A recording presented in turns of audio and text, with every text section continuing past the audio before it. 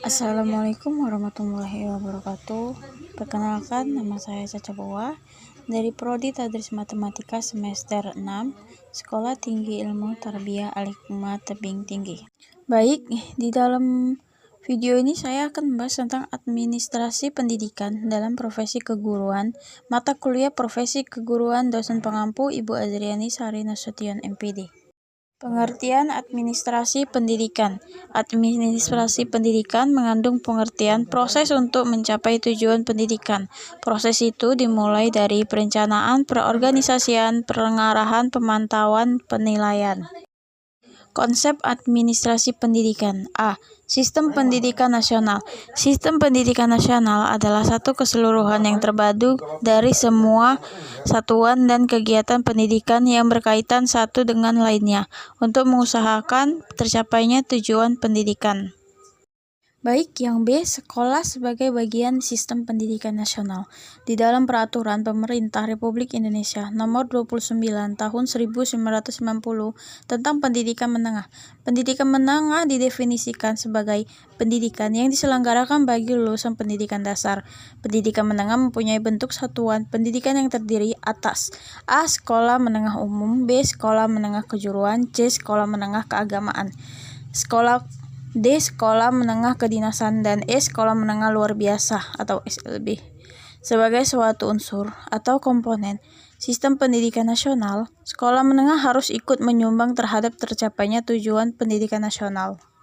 Fungsi administrasi pendidikan. Peraturan Pemerintah Nomor 29 Tahun 1990 adalah peraturan yang mengatur institusi pendidikan menengah. Nah, dalam peraturan tersebut dapat dinyatakan bahwa tujuan pendidikan menengah itu sebagai berikut: meningkatkan kepengetahuan siswa untuk melanjutkan pendidikan pada jenjang yang lebih tinggi, lalu meningkatkan kemampuan siswa sebagai anggota masyarakat dalam mengadakan hubungan timbal balik dengan lingkungan sosial, budaya, dan alam sekitarnya.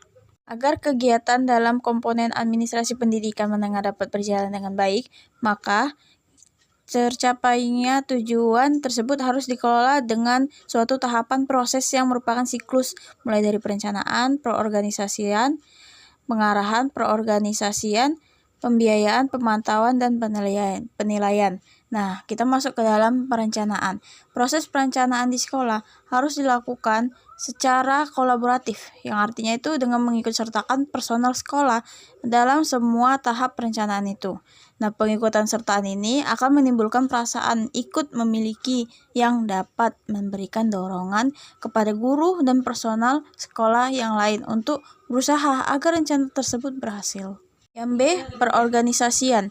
Perorganisasian di sekolah dapat didefinisikan sebagai keseluruhan proses untuk memilih dan memilah orang-orang, yaitu seperti guru dan personel sekolah lainnya, serta mengalokasikan prasarana dan sarana untuk menjunjung tugas orang-orang itu dalam rangka mencapai tujuan sekolah. Tugas tersebut termasuk dalam penetapan tugas, tanggung jawab, dan wewenang orang-orang tersebut serta mekanisme kerjanya sehingga dapat menjadi tercapainya tujuan. Yang C itu pengarahan. Nah, pengarahan ini sebagai suatu usaha untuk menjaga agar apa yang telah direncanakan dapat berjalan seperti yang dikehendaki.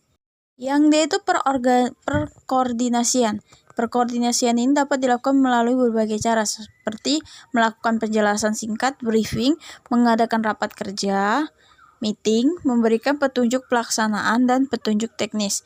Yang keempat itu memberi umpan balik tentang hasil dan suatu kegiatan. D. Pembiayaan. Pembiayaan sekolah adalah kegiatan mendapatkan biaya serta mengolah anggaran pendapatan dan belanja pendidikan menengah. Kegiatan ini dimulai dari perencanaan biaya, usaha untuk mendapatkan dana yang mendukung rencana itu, penggunaan serta pengawasan penggunaan anggaran tersebut. Yang terakhir itu penilaian. Dalam waktu-waktu tertentu, sekolah pada umumnya atau anggota organisasi seperti guru, kepala sekolah, dan murid pada khususnya harus melakukan penilaian tentang seberapa jauh tujuan yang telah ditetapkan tercapai, serta mengetahui kekuatan dan kelemahan program yang dilaksanakan. Kita masuk ke dalam peranan guru dalam administrasi pendidikan. Administrasi sekolah atau pendidikan adalah pekerjaan yang sifatnya kolaboratif atau bersama-sama. Artinya pekerjaan yang didasarkan atau kerjasama dan bukan bersifat individual. Oleh karena itu, semua personal sekolah ataupun guru harus terlibat. Di sekolah, guru berada dalam administrasi sekolah. Nah, dalam hubungan administrasi sekolah, guru dituntut untuk bekerja, dan di sini guru berfungsi sebagai administrator. Sebagai administrator, guru dituntut sebagai bekerja secara administratif dan teratur.